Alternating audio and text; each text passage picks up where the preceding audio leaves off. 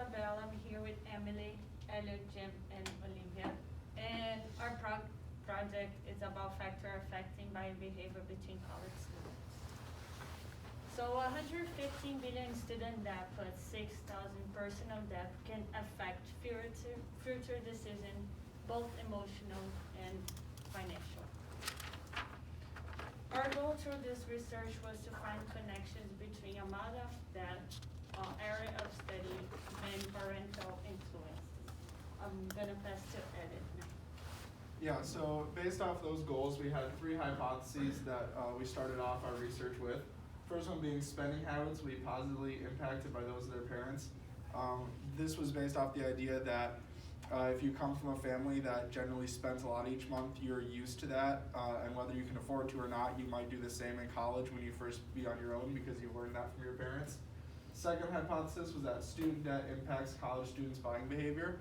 So we wanted to see the relationship there between the amount of student debt a person holds and their monthly spending, the amount that they're willing to spend, to see if maybe higher student debt leads to more spending because they're less financially responsible, or if students are more worried about their debt, so therefore they're going to spend less. And then our third hypothesis was that a college student's major affects buying behavior. We mainly wanted to look here on whether business students spend more or less than non-business students. Kind of looking into, are business majors more financially responsible, or do they maybe want to spend more because they anticipate higher future earnings or something along those lines? Now we pass it off to Olivia. Thank you, Elliot. So for our survey plan, we had a total of 238 respondents. These were United States undergraduate students, mostly throughout the Midwestern universities and throughout like NMU and some downstate were the majority, but we'll get into that later. So approximately 55 of these respondents, we did not use their data, but mostly because they did not complete the survey all the way through. So this could skew the data based on us using SPSS because it still took data that was recorded that was relative to the test that we ran. So even though some of their answers were used for some of our tests, the answers weren't used for the others. So it could skew the data a little bit on that. And then for the survey, we posted it through our personal Facebook and LinkedIn accounts, which created a snowball effect to pass on to other university students throughout our friends and just word of mouth. And for our research questions, the questions on the board are the ones that we thought were the ones that related to what tests we would run throughout our survey and through our research, mostly because these are the ones that relate to our hypotheses. Each question, like I said, is going to be used to an analysis later that we'll talk about showing relationship between the variables. And also we'll show if we accept or reject our null hypotheses. And these questions here specifically target our first and second hypothesis. And now I will pass it to Emily. So for continuing with our survey plan, our demographic questions, we asked our participants basic demographic questions like their age, gender, their class status, major, their university, and whether that university is public or private. And these specific questions are going to help accept or reject our third hypothesis. So next I'm going to pass it off to Jim. All right, thank you, Emily. So building off the survey plan, I'm going to talk a little bit about our sample plan now. We previously mentioned, we were aiming it at college students, so that's individuals ages 18 to 24. We also wanted to look at students specifically enrolled in an undergrad program at a four-year university. We did that for a focus on similar financial responsibility.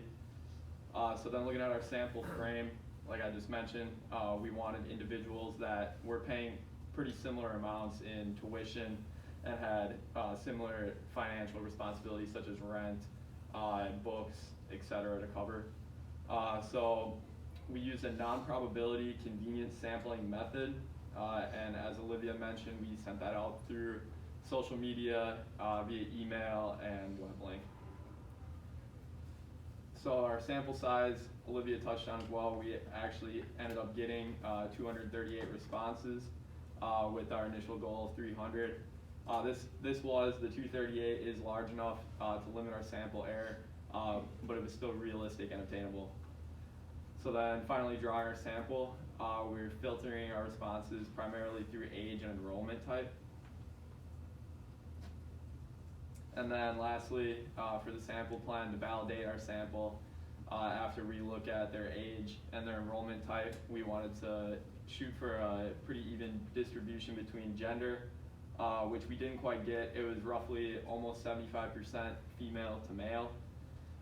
Geographic location, we wanted to expand that beyond obviously just northern Michigan students, and that resulted in, I'd say mainly Michigan, Wisconsin, Minnesota, so you could say Midwest geographic reach.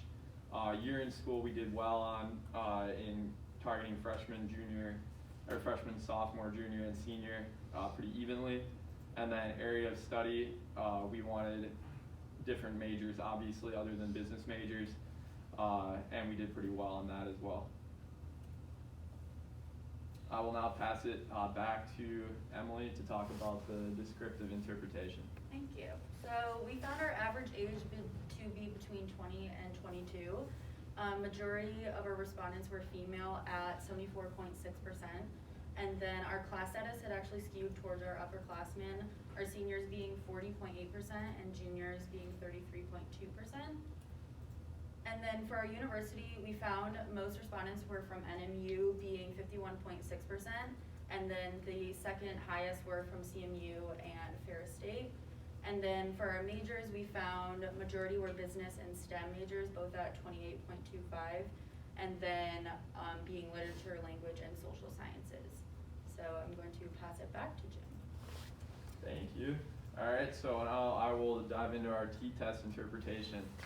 We ran two different t-tests, the first one being in regard to students' major and how that impacts their credit card debt. There was no statistically significant difference in credit card debt between students with different majors, as you can see on our table there. Our p-value was well above 0.05, making the result insignificant. Reason, you can go back to that one quick. Yeah, reason for that, we looked into this test because we thought that business majors having to take more financial or classes that emphasize their financial well-being, they might be less keen to spend and rack up credit card debt as opposed to other majors. So then our next t-test looked at how the student's school impacted their monthly expenses, and here we found that NMU students actually had a statistically significant higher amount of monthly expenses when compared to other schools. P-value is 0.002, which falls in the significant region. We can't say with certainty why this is, but we did come up with a couple of interpretations that could be made based off this result. The first being NMU is more affordable in terms of tuition when compared with some of the other universities that students came back with responses on. So that could lead to more expenditure elsewhere. And then the second one is that NMU is located obviously geographically in a more rural location. So this could lead to more money spent in perhaps online shopping or just retail therapy in general. So now I'll pass it to Isabella to go over our associative interpretation. Thank you. So I'm going to talk about association interpretation, and we ran like 3 different tests. The first one, the first one is student debt and credit card. So we found a very weak and positive correlation between the 2 variables, and as you guys can see, we didn't find significant between them because our value is not below 0.05. For the second one is student monthly expense and per monthly expense. We found a very weak positive correlation between the 2 variables, and also we didn't find any significant because our value was not below 0.05. And our last is the student monthly expense and credit card debt. So we found a weak positive correlation between the 2 variables, and in this case we found a significant between the 2 variables because our value is below 0.05. And then I'll be going over our regression interpretation. So we decided to analyze credit card debt and number of credit cards. We figured that there would be a correlation there. The more credit cards you have, the more likely you are to be in credit card debt. So just for our first model summary, we see our R value. It is a moderate moderately strength correlation. If you want to go to the next one. This one, our ANOVA just shows our significance value of 0.00. So as you can see, this is a significant test. If we go to our next slide, that'll actually give us the regression equation we found was det is equal to 0.5 plus 1.26 times the number of cards. Now, this equation is a little bit misleading only because our amount of debt was in ranges of $500, but this basically means that for every 638, or for every credit card you have, there'll be an additional $638 of credit card debt that we estimate based on this equation. So now, based off all those tests, pass it off to Olivia to go over what this all means. Thank you, Elliot. So based on secondary research that we did before starting our whole project, we saw that debt in college students were positively correlated. So basically, the younger the age range was, the lower the amount of debt, but then increasing throughout more post-secondary education, and then also just trying to pay off student loans, like there's more debt that just kept racking up the higher the age range went.